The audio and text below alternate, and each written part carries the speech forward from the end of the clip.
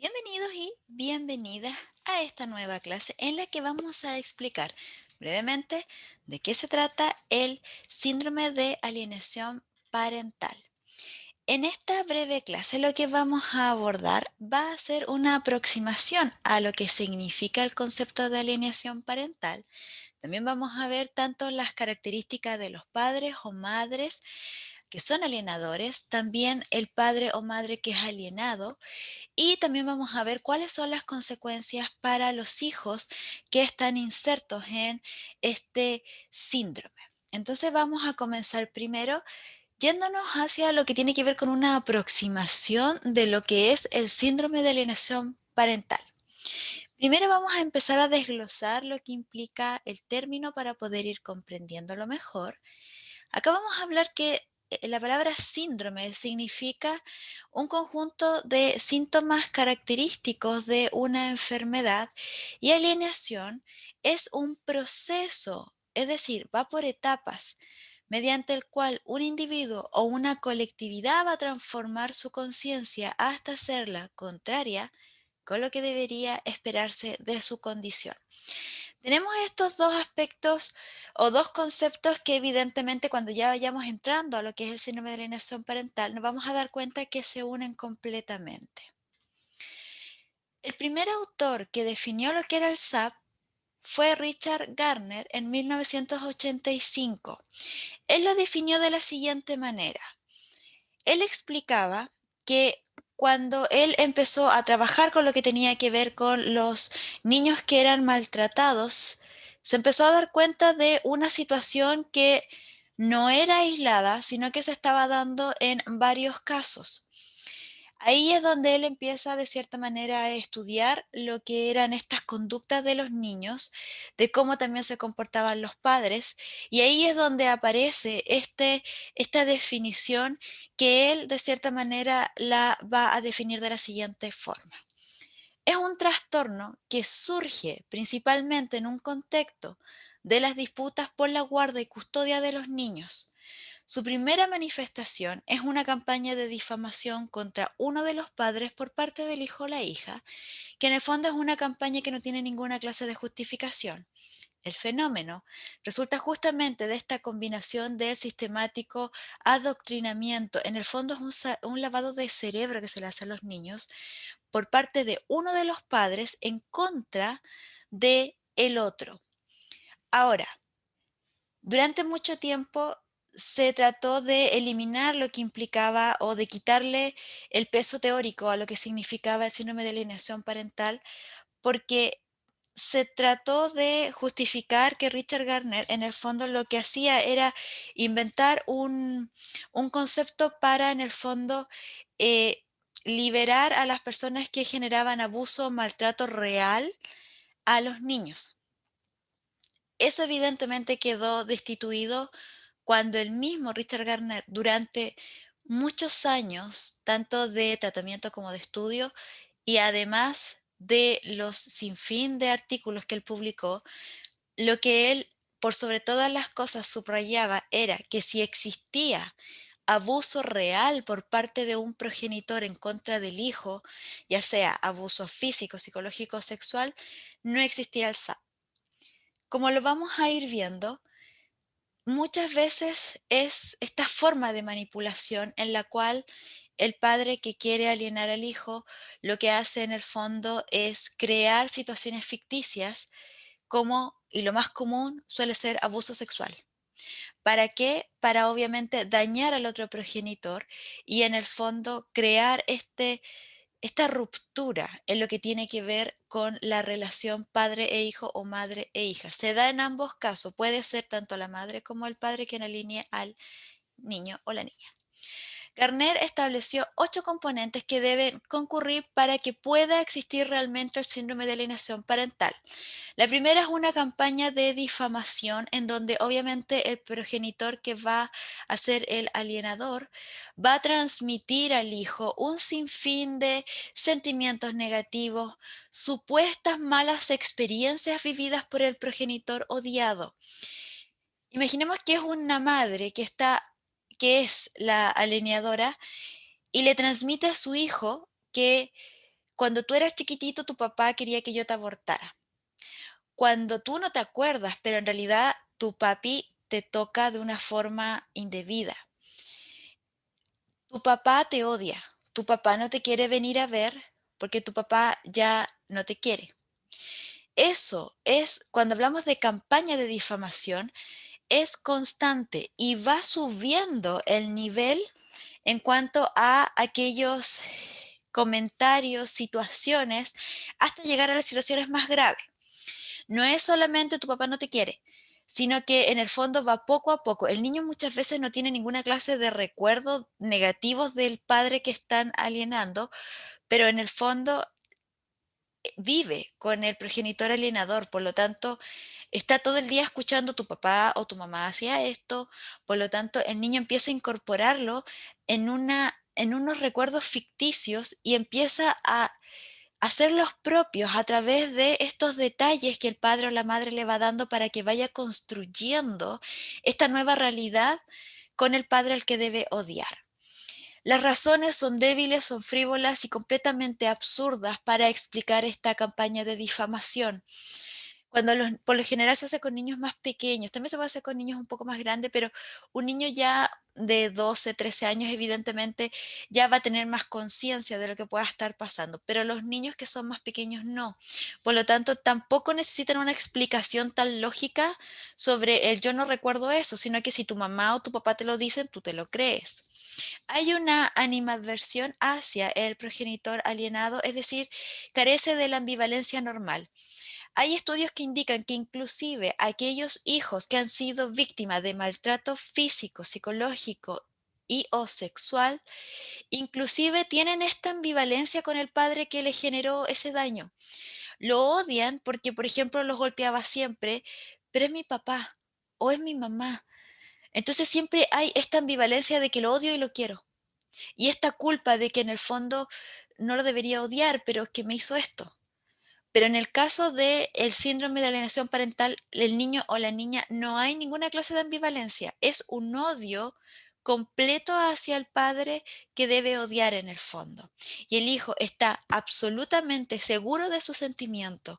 Nada lo hace cambiar, aunque por ejemplo se le muestren fotos, aunque hayan otras personas que le digan, pero tu papá no hizo esto, tu mamá nunca hizo esto, no, ya hay un lavado de cerebro, ya hay recuerdos impuestos que obviamente el niño o la niña los toman como propios. Fenómeno del pensador independiente.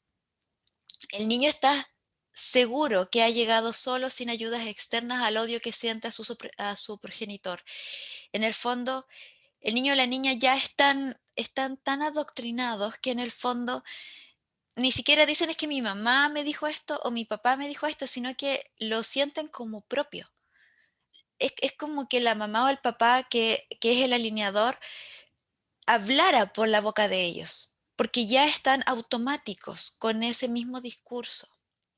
Apoyo al progenitor alineador, el niño ama incondicionalmente a ese padre que en el fondo le está lavando el cerebro, pero que obviamente él o ella no se dan cuenta. Porque en el fondo, si ven que su papá o su mamá entre comillas, los abandonó supuestamente, tienen un terror al abandono, por lo tanto se aferran a lo que tiene que ver con este progenitor alineador para que no lo vaya a abandonar también.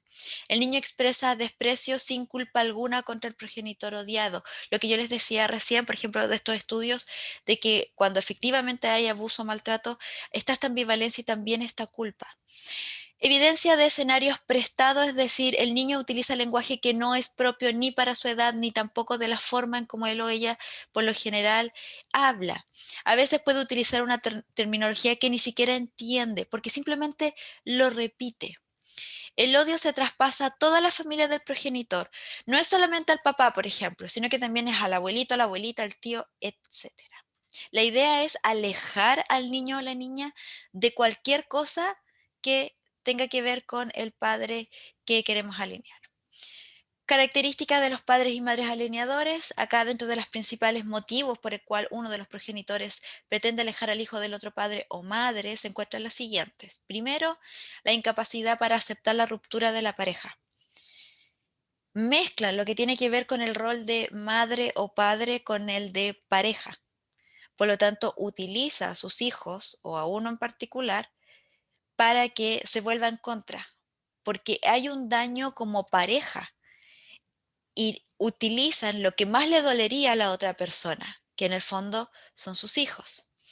Intentos de mantener la relación mediante el conflicto, aunque sea peleando, discutiendo, pero lo quiero mantener ahí. Por lo tanto, utiliza, por sobre todas las cosas, su hijo. Deseo de venganza, de evitación del dolor, de autoprotección y de culpa. Miedo a perder a los hijos o a perder el rol parental principal. Muchas veces, como la imagen que ustedes ven ahí, imaginemos que es la madre la que es la alineadora. Insisto, puede ser madre o padre. Y lloran y los niños obviamente no quieren ver a su mamá llorando, por lo tanto, es que tu papá me hizo tanto daño, es que tu papá nos abandonó, es que tu papá me hace sufrir, es que tu papá... Y lo que hace es que obviamente poco a poco este niño o esta niña vaya integrando que la otra persona es mala, porque le hace daño a su mami o a su papi. Por lo tanto, de cierta manera, esto lo hace para que el niño se aferre dependientemente a ellos. ¿Y por qué hacen esto? Porque muchas veces, y sobre todo cuando su expareja ya empieza a tener otra relación, tienen pánico a que la otra pareja le quite el rol que ella tiene. En el caso, por ejemplo, que sea mamá, que la pareja nueva de su expareja, en el fondo, le quite este rol, o sea, entre comillas, mejor madre que ella. Deseo del control exclusivo en términos de poder y propiedad de los hijos, y eso también lo hacen desde un aspecto económico. Porque muchas veces por ejemplo, en el caso de una separación, el padre se va de la casa y le deja la casa porque están los niños. Por lo tanto, también empiezan a manejar lo que tiene que ver con el dinero. Tu papá no te está dando el dinero que te corresponde, llámalo para decirle que te deposite, porque si no, no vas a poder ir al cumpleaños de tu amiguito porque no hay dinero, o no te voy a poder comprar esa ropa porque no hay dinero. Por lo tanto, de cierta manera también van manipulando lo que tiene que ver con el dinero. Se reconoce que los progenitores que ejercen la alienación parental pueden incluso representar socialmente actitudes engañosas frente a los otros, en el sentido de que cuando le dicen familiares o amigos, cuando empiezan a ver este cambio en el hijo con el otro progenitor, el progenitor, que es el que está haciendo la alienación parental, dice, es que se sorprenden, no, no tengo idea por qué se comporta así con su papá, eh, no sé, bueno, hay que dejarlo. Yo he intentado de que se acerque y miente constantemente para hacerse ver como una madre o un padre tremendamente preocupado porque no se rompa esta relación, cuando en realidad lo que está pasando es que está generando este odio y esta distancia hacia, obviamente, sus hijos. Los padres y madres alineadores tienden a sobreproteger a sus hijos al ver el mundo como peligroso. Les hacen creer que todo es peligroso y dentro del todo está el padre o la madre, obviamente, que no tiene la custodia. El progenitor alienador interpela a su hijo sobre lo que han hecho, visto o también lo que hayan oído en las visitas cuando tienen visitas aún y todavía no logra manipular esa parte. ¿Qué es lo que hicieron? ¿Cómo lo hicieron? Que relate cada uno de los aspectos que hicieron para ir sacando poco a poco y poder manipular de cierta manera ciertas situaciones, como por ejemplo, me llevó a tomar helado y se demoró 2 minutos más en el baño o me dejó solito mientras yo iba al baño. Viste, te dije, te va a dejar solo, te va a abandonar. Toma cualquier aspecto del relato de lo que se hizo para en el fondo tomarlo a su favor y obviamente generar esta triangulación donde, como ustedes ven ahí en la foto, el niño al principio no sabe hacia dónde ir, no, no sabe por qué tiene que odiar a su padre o a su madre, porque no lo logra comprender. Características de los padres y madres alienados son los progenitores obviamente intentan por todos los medios de convencer a sus hijos de que los argumentos que el padre alienador hace son falsos, incorrectos, simplemente no son verdad. Los tratan de reemplazar con la verdad, pero estos niños evidentemente tienen su cerebro tan alterado y emocionalmente están tan vulnerables que evidentemente no hacen caso. Pérdida del control de los métodos de disciplina, los niños se vuelven mucho más rebeldes, mucho más agresivos con ese padre. Consecuencias en los niños o las niñas, acá obviamente los niños y niñas que son víctimas de alienación parental obviamente están generando consecuencias devastadoras en todo su desarrollo físico, psicológico y social. No solamente en el momento en que se realiza, sino también cuando se es adulto, si es que no tiene una terapia de reparación, porque en el fondo no hay ninguna garantía de la mantención de afectos o vínculos emocionales, porque en el fondo se ve como que debe mantenerse al lado de esta madre o este padre que odia al otro y tiene terror a ser abandonado. Y eso obviamente le provoca obviamente un daño en su bienestar y desarrollo emocional.